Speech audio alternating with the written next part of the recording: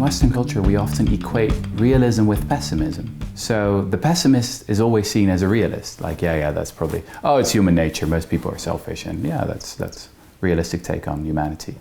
I think it's completely the other way around. Why? If you look at recent scientific evidence from anthropology, from biology, from even new developments in economics, turns out that most people are pretty nice. Most people want to make something of their lives. Most people have ambitions, are creative, are altruistic. You know, there are very deep evolutionary roots for all this behavior. And it matters what we assume in each other. So if we assume that most people are creative, are altruistic, are full of empathy, then that's what we get. But what do? We create a welfare state, we create a democracy, etc.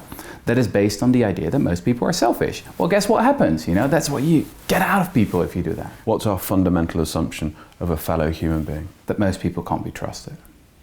I think the best example is what's happening in the welfare state. I mean, this is the case in Holland, it's the case in UK. If you want to get some support from the government, you have to prove all over again that you're depressed enough, that you're sick enough, that you are really a hopeless case that won't get anything done in your life. You have to fill in thousands of forms and go to interviews with dozens of government officials. And then finally, at the end of the road, when you are really depressed, maybe they'll give you a little bit of support.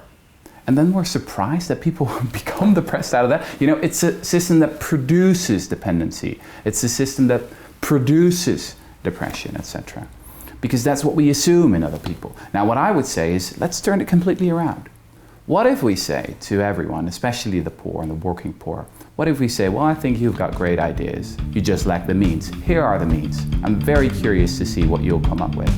And that's basic income. It's very simple.